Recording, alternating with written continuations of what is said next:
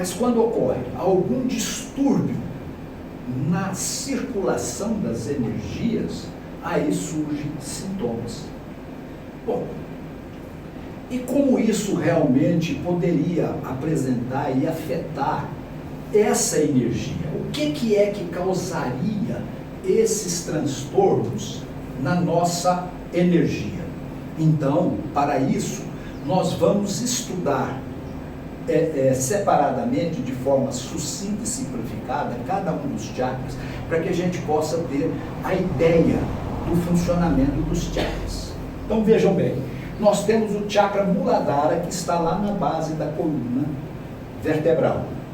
Este chakra, ele tem 4 pétalas. Vocês sabem o que significa as pétalas dos chakras? As pétalas dos chakras são virtudes que nós temos em nosso organismo, que precisam, na nossa forma de ser, do nosso ser, que precisam ser desenvolvidas. Essas virtudes desenvolvidas levam ao equilíbrio deste chakra, assim como todos os outros chakras. Por isso nós vamos citar a quantidade de pétalas de cada um destes chakras. É importante isso porque vocês vejam, o nosso estado físico, biológico e funcional está relacionado também com as energias do nosso ser espiritual, que são as nossas qualidades, das virtudes que nós temos. Se as nossas virtudes estiverem funcionando harmonicamente, estiver sendo colocadas em atividade, isso ajuda a harmonizar, equilibrar e curar o nosso organismo. Vejam bem a importância disso. Por isso nós vamos citar aqui as pétalas de cada chakra. Então nós temos no chakra Muladhara, ele está localizado na base da coluna, como nós já falamos, na região dos nossos órgãos sexuais. Então, nos nossos órgãos sexuais, há a produção de um tipo de energia importantíssimo. E essa energia produzida sobe pela nossa coluna vertebral e vai ativando todos os outros chakras, colocando esses outros chakras em atividade, fazendo com que essa energia circule de chakra em chakras. Este chakra é a raiz dos órgãos sexuais, está relacionado, como nós já vimos, com o plexo coccígeo e as glândulas adrenais. Temos o chakra Swadhisthana, é o chakra uterino, chamado chakra uterino porque ele está relacionado à região uterina da mulher. Então, muitas vezes, o desequilíbrio das energias deste chakra pode trazer transtornos uterinos. Por isso, nós estamos fazendo essas citações. Este chakra tem 6 pétalas. Está relacionado com o plexo sacral e os ovários. Então, veja bem essas correspondências. Se este chakra está harmônico na sua função, na circulação das suas energias, o ovário está harmônico na produção dos seus hormônios. E o ciclo menstrual da mulher está equilibrado e saudável.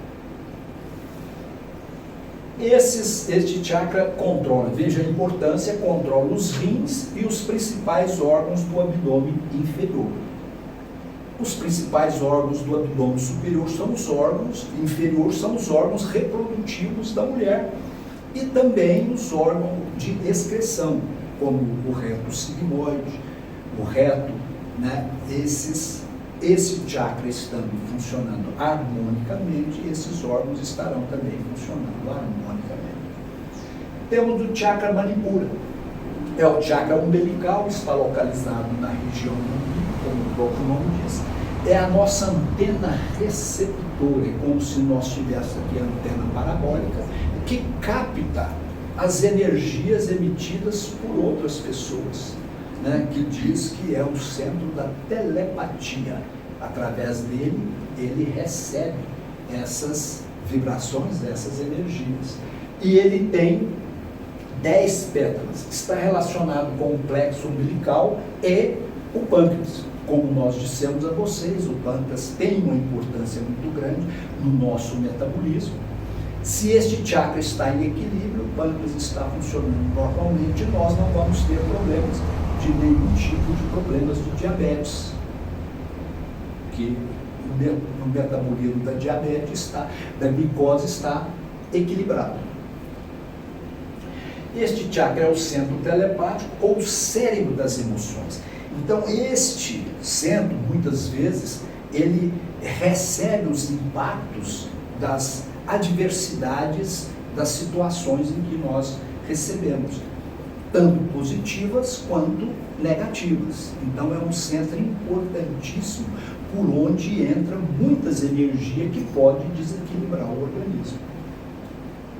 Este chakra ele recolhe as forças solares, isso é importante também que nós saibamos, e com elas ele alimenta os plexos nervosos.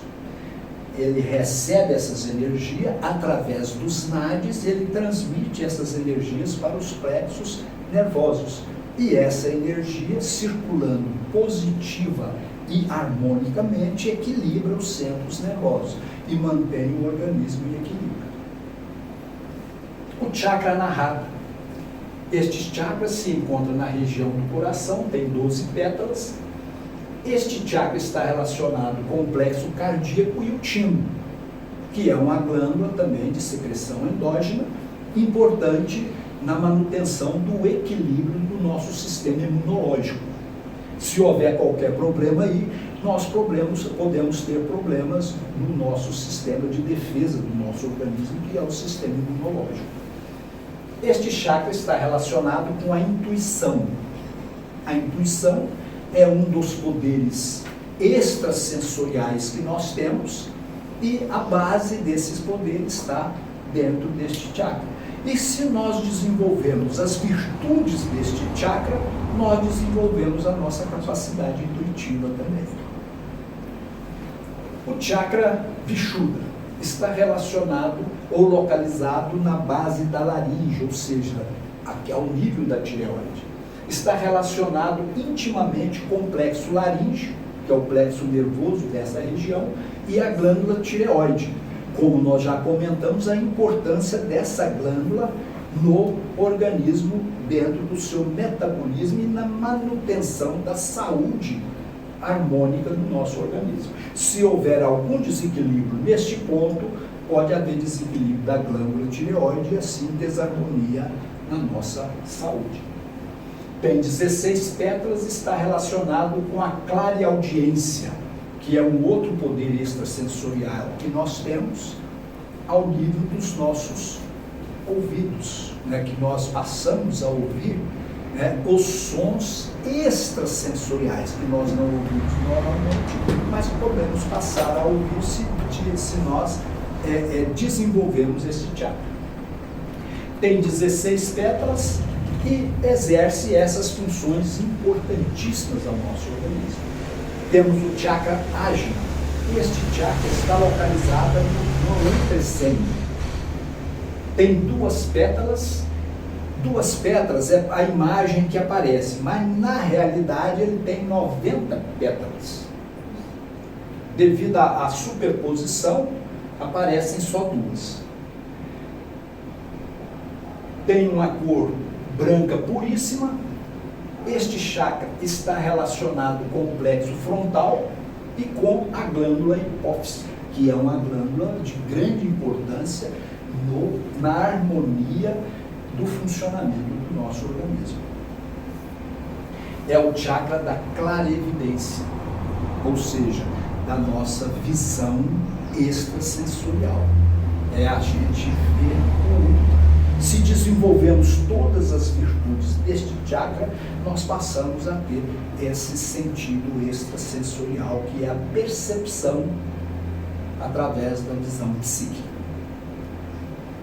E finalmente nós temos o chakra Sahasrara. Este chakra é a coroa dos santos. Quando vocês veem uma imagem de santo, geralmente vocês veem aquela auréola sobre a cabeça. É uma pessoa santa, por quê?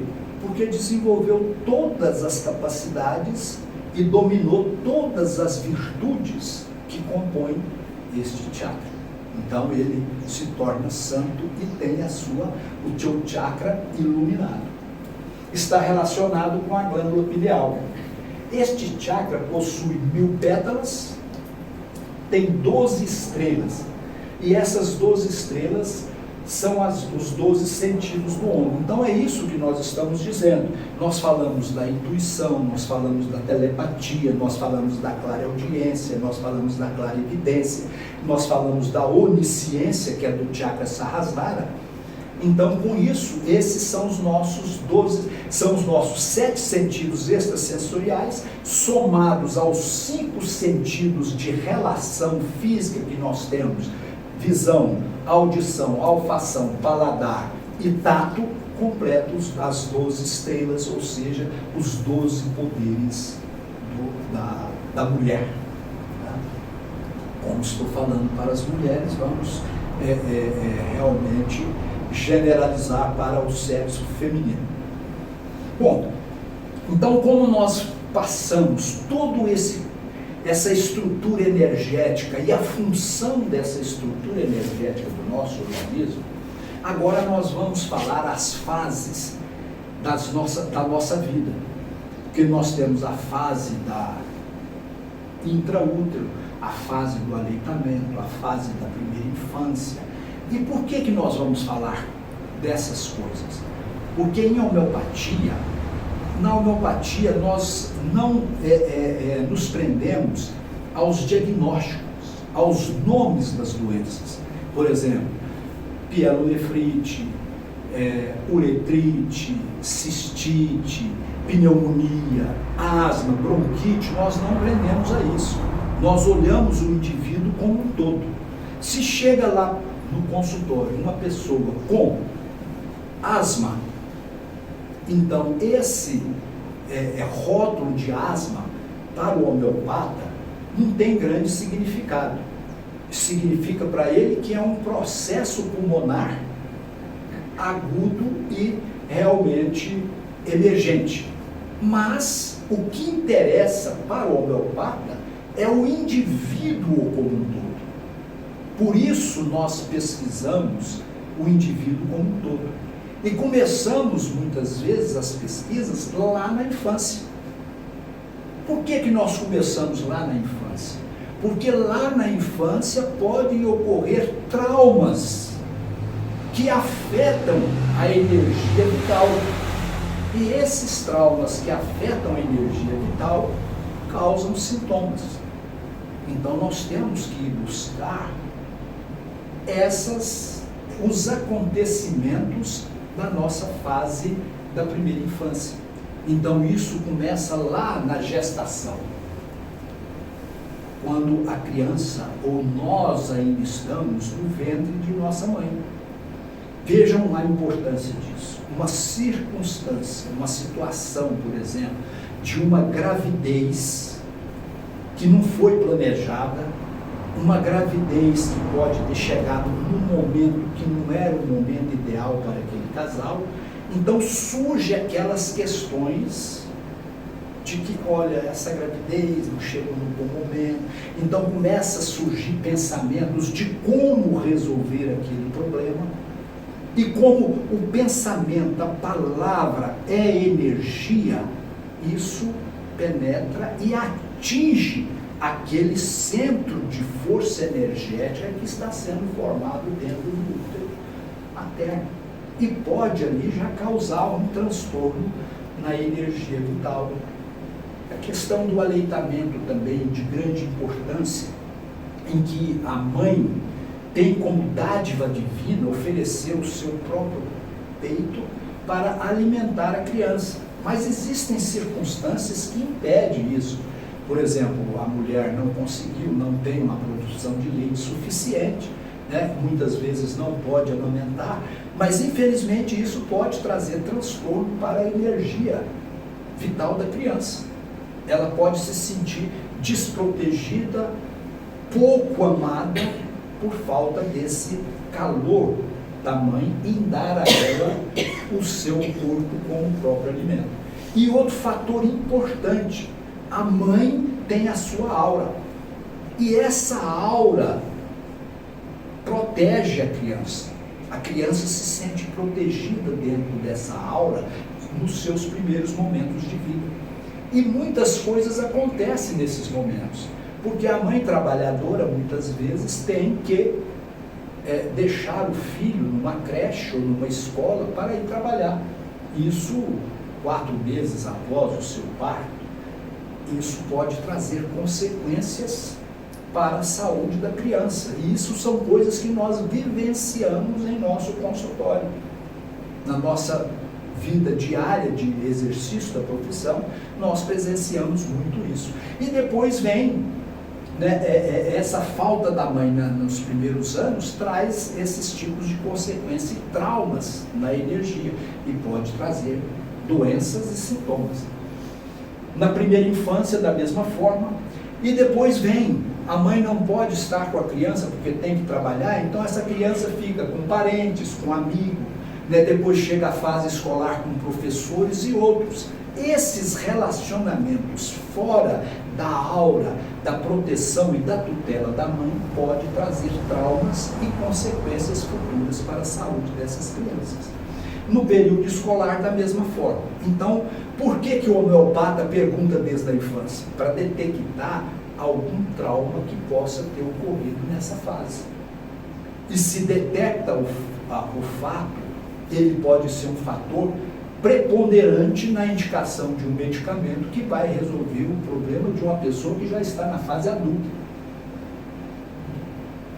E temos a fase da adolescência. Também é uma fase na qual as pessoas se dão as atividades e as tendências de liberdade, começa a ter uma participação social mais intensa, fora da proteção do lar e fora da proteção materna.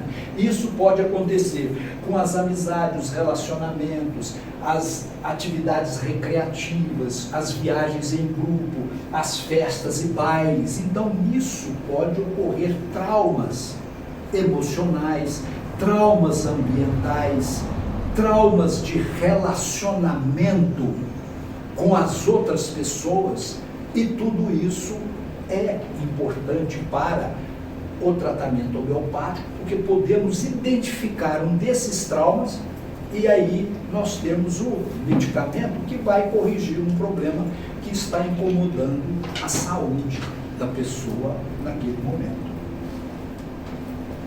Temos a fase da juventude, aí vem os namoros, vem a formação profissional, os noivados, os casamentos, e são fatores que podem causar tensões, pode causar traumas, pode causar decepções, e essas circunstâncias podem afetar a energia vital.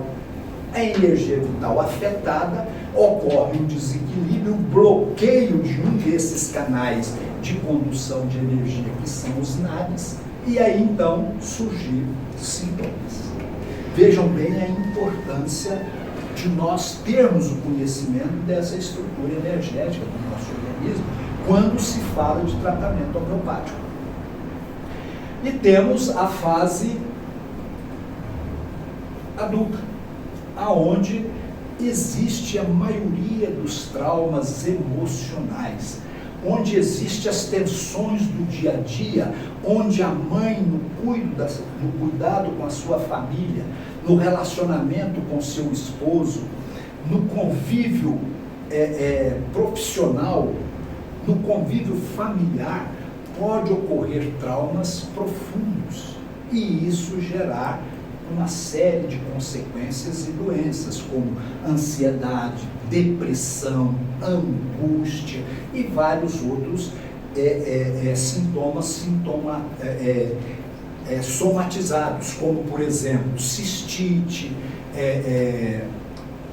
hemorragia uterina, cólicas uterinas e uma série de problemas de saúde devido a um desequilíbrio da energia nessas circunstâncias, insegurança, medo, todas essas tensões podem causar desequilíbrio da energia vital.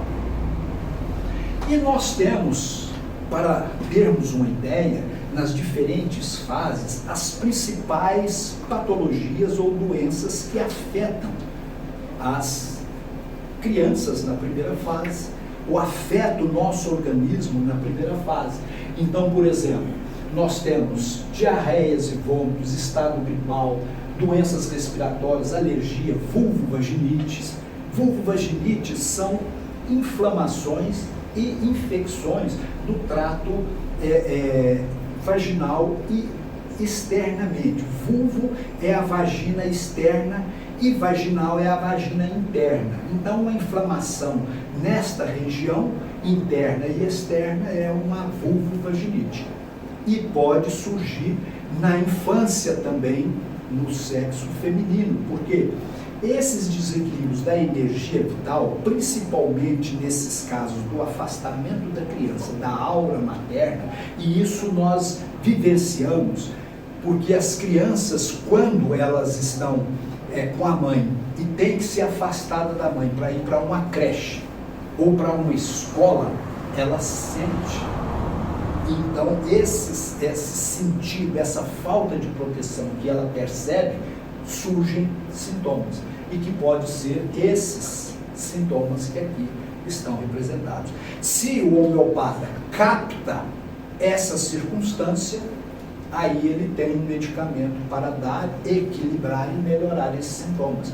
Já no caso da alopatia é diferente. Eles não vê o indivíduo como uma estrutura completa, ele vê o indivíduo como um sintoma, diarreia e vômito. Então o que ele faz? Dá um medicamento para cortar a diarreia e um medicamento para cortar o vômito. Então isso bloqueia essa reação do organismo. E aí, em consequência, surge um outro sintoma. Aí aparece um resfriado. Aí vai, aquele problema da diarreia e do vômito melhorou, mas agora está com gripe, está com estado de infecção respiratória. Aí vai no pediatra e ele medica a infecção respiratória. Bloqueia aquela reação do organismo. E aí a criança aparece novamente com diarreia, ou então com alergia. O organismo tentando equilibrar, joga para fora e aparece a alergia, porque a reação anterior foi bloqueada. E assim vai ocorrendo sucessivamente e a cura não aparece. Desaparece um sintoma, aparece outro. Por quê? Houve bloqueio. Agora, no caso, por exemplo, do medicamento homeopático, ele vai entrar e vai lá naquele NAD que está bloqueado, desbloqueia o NAD, e aí a energia passa a fluir normalmente e os sintomas desaparecem. Aí promoveu-se a cura através do semelhante. Na fase da adolescência, também as questões são as mesmas, como nós vimos lá, os traumas. Esses traumas causam desequilíbrio na energia vital. Esse desequilíbrio da energia vital bloqueia os NADs. Bloqueados os NADs, surgem os sintomas, que podem ser ansiedade, depressão, distúrbios menstruais, cólicas menstruais, insônia, enxaquecas, que é muito comum nas mulheres, as enxaquecas, cistite, que são as inflamações da bexiga, também muito frequente na mulher, e também as vulvovaginites. Isso consequência de quê? Houve um bloqueio no sistema energético, na condução da energia através de um NAD, aí então surgiu o sintoma. Se detectamos a causa que causou o problema, encontramos o medicamento semelhante e indicamos esse medicamento que vai agir naquele NAD, desbloqueia e o sintoma desaparece. Aí na fase adulta, também da mesma forma. E muitas vezes esses sintomas que são mais comuns na fase adulta é porque o organismo, em determinado período, por exemplo, da adolescência, da infância, existe uma resistência maior, uma flexibilidade maior para reequilibrar o organismo. Então, a criança tem uma capacidade maior de reequilibrar o organismo. E muitas vezes tem o trauma, mas a sua capacidade natural equilibra. Na adolescência também, equilibra. E isso vai acontecendo no transcorrer de toda a vida, até chegar na fase adulta. Na fase adulta, aquela capacidade de adaptação, de acomodação dos traumas, começa a diminuir, porque acumulou uma grande quantidade de trauma. Aí então começa a haver os distúrbios através dos bloqueios. Aí não tem mais forma de compensação. Então nessa fase a mulher tem mais sintomas, mais problemas e sofre mais, porque houve esse desequilíbrio da energia vital. Então, esses casos, se nós detectamos, por exemplo, que essa paciente teve um trauma emocional e a partir daquele trauma ela passou a apresentar sintomas, aí então nós temos um medicamento para aquele trauma que vai no ponto do bloqueio, desbloqueia e aí melhora aquele sintoma daquele momento. Mas aí aparece um outro que ela já tinha tido anteriormente, que foi bloqueado através de um tratamento alopático. E na sequência aquele desaparece e aparece um outro que havia sido tratado há tempos atrás. E assim vai sucessivamente até chegar ao último, porque o organismo voltou ao equilíbrio. Então é assim que age a homeopatia. Então vocês vejam bem como que é um estado harmônico. Por isso que é uma ciência científica e filosófica, porque envolve toda a estrutura emocional, espiritual e física. Se olhamos só para o físico, nós estamos distante de ajudar a pessoa a resolver o seu problema. Se nós alcançamos o físico, que é através dele que os sintomas e a doença se apresentam, mas temos que olhar para dentro, porque nós temos mais outros 6 corpos. Nós temos o corpo etérico, nós temos o corpo astral, nós temos o corpo mental, nós temos o corpo da vontade, nós temos o corpo da consciência e o corpo do espírito. E tudo isso é energia. Se desequilibra a energia, tudo isso está afetado. Bom, então feita essa apresentação, trazendo essas informações, eu espero que vocês tenham compreendido como é a ação da homeopatia no nosso organismo. Por que a homeopatia promove a cura através do semelhante? Porque nós temos os medicamentos, né, que têm as mais variadas situações que a pessoa sadia, quando experimenta, apresentam aqueles sintomas dentro das circunstâncias de cada momento.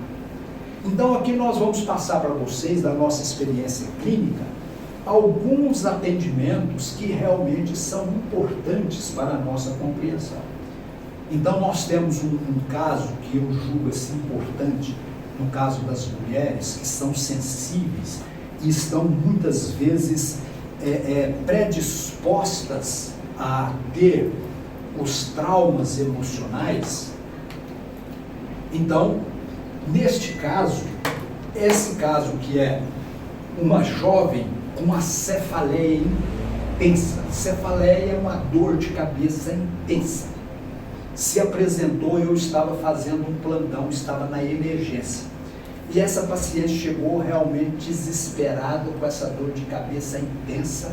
Já tinha passado por um colega neurologista que a medicou com opiócios, e esse medicamento altamente potente, analgésico, não conseguiu aliviar a paciente. Então, nós fomos fazer a pesquisa física, natural. Buscamos os sintomas físicos e tudo, fizemos os exames de pressão, coração, pulmão, tudo dentro da normalidade, que não tinha nada que justificasse aquela cefaleia intensa e que não tivesse respondido ao tratamento analgésico. Então fomos fazer uma pesquisa mais profunda, fomos conversar com ela sobre as situações, as circunstâncias pelas quais ela passou naquele período, porque ela informava que nunca tinha tido aquela dor de cabeça. Era a primeira vez que ela estava tendo aquela dor de cabeça. Então, Da pesquisa que nós fizemos, chegou um determinado momento que ela nos informou que a única coisa que tinha acontecido com ela de diferente, que realmente a abalou, foi a perda da avó. E que ela tinha um grande relacionamento com essa avó. Então, dentro da farmacologia homeopática, nós temos lá um medicamento que tem esse sintoma, né? Que é o aparecimento de sintomas quando ocorreu um trauma emocional recente. Então, o medicamento veio e nós o prescrevemos. Para alegria nossa, pedimos para ela retornar no próximo dia, como era um caso de dor intensa, né? Ela já retornou no próximo dia sem dor de cabeça e dizendo: doutor, mas como pode? Isso é praticamente um milagre. Por quê? Houve um trauma, bloqueou um canal, um NAD, um canal de transmissão de energia, através de um trauma emocional. E um medicamento que tem essa energia foi introduzido no organismo e ele foi lá no NAD e desbloqueou. Automaticamente o sintoma desapareceu. Realmente parece mágica, mas isso é ciência, né? E foi testada. Realmente a homeopatia ele tem um papel importantíssimo na saúde da mulher. E eu vou passar para vocês casos aqui de circunstâncias que muitas vezes não são valorizadas por nós que às vezes buscamos um atendimento médico.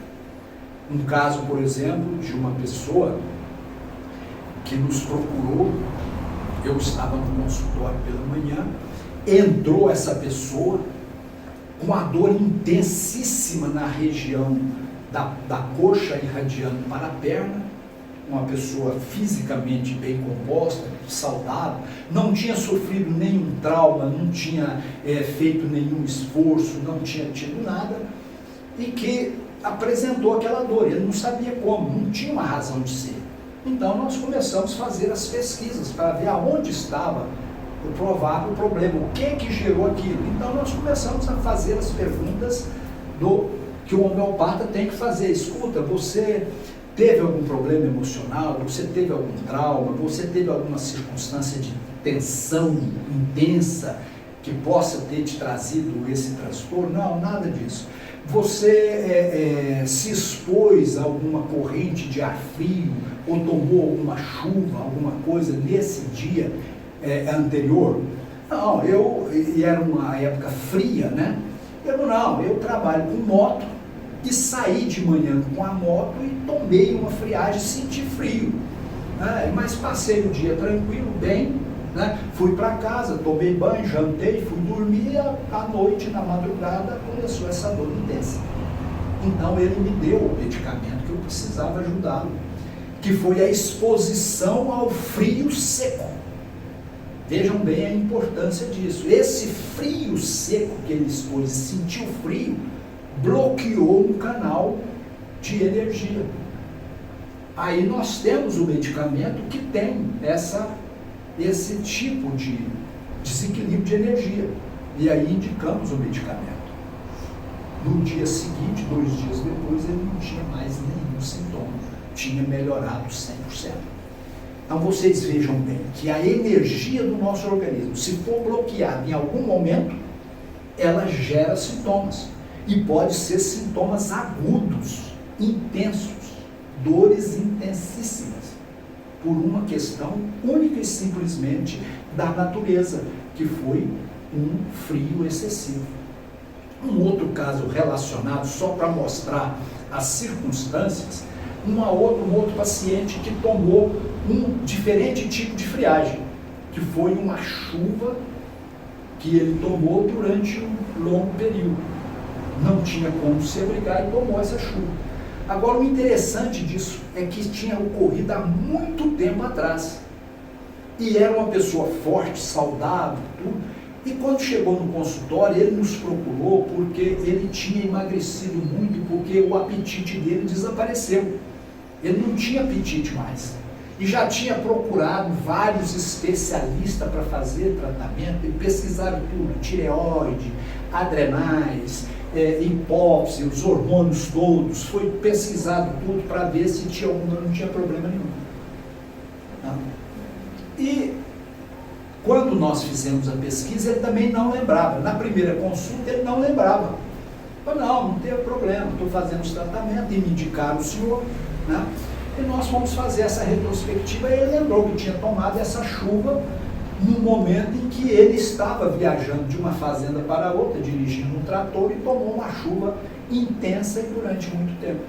Aí, quando ele me conta essa história, no retorno que ele lembrou, aí nós indicamos o medicamento. E realmente, como passe de mágica, o apetite voltou logo de imediato. Por quê? O medicamento foi lá e desbloqueou a energia vital do organismo dele. E aí a energia passou a circular normalmente, ele restabeleceu a saúde. Então vejam bem a simplicidade da ação do medicamento homeopático, que base só você conhecer a causa que desencadeou o processo. Isso é importante. Vamos ver aqui um outro caso de uma paciente com síndrome de pânico. Essa paciente com a síndrome de pânico também é um caso interessante, que já vinha tratando com muitos colegas e não conseguia, já estava tomando lá ansiolítico, medicamentos tarja preta e tal, mas sempre surgia e dava a crise de pânico. Sempre nas situações em que eram propícias a desencadear a síndrome do pânico. E realmente, para o paciente, uma síndrome de pânico deve ser realmente muito angustiante, porque a sensação de que vai morrer é muito grande, né? Que vai morrer naquele momento. Então, nós temos que buscar as causas. Então, vamos fazendo as pesquisas. Por isso, nós temos que começar lá da infância, se aconteceu alguma coisa, se teve algum problema. E nessas pesquisas ela lembrou que ela teve um trauma na infância, em que, numa brincadeira, ela ficou fechada dentro de uma caixa. Né? E ali houve o desespero, ocorreu o trauma, e dali por diante ela passou a ter a síndrome do pânico, que foi surgindo lenta e progressivamente, até chegar um momento em que ela não conseguia mais se adaptar a qualquer circunstância de constrangimento no elevador, ou na possibilidade de fazer uma viagem de avião que iria permanecer muito tempo dentro de um avião, e esse foi o motivo que ela me procurou, que tinha que fazer uma viagem para os Estados Unidos, e não teria condição, porque se ela ficasse no avião durante muito tempo, ela entraria em crise de pânico. Aí então, nós buscamos, encontramos o trauma, indicamos o medicamento, e ela equilibrou, fez a viagem tranquilamente, sem problemas. E já vinha tratando há muito tempo. Há pouco tempo, nós tivemos a oportunidade, estávamos com uma pessoa amiga, irmã, andando de carro, e aí ela se sentindo mal por andar de carro, tá? Com vertigens, com enjoo, etc. Né? E percebemos, ela nos relatou, né? E nós temos para ela um remédio homeopático, coisa que ela já vinha tratando há muito tempo, e com aquele remedinho simples, a síndrome de labirintite que ela tinha durante andar de automóvel desapareceu. Então vocês vejam bem, essas são as sutilezas que tem a homeopatia.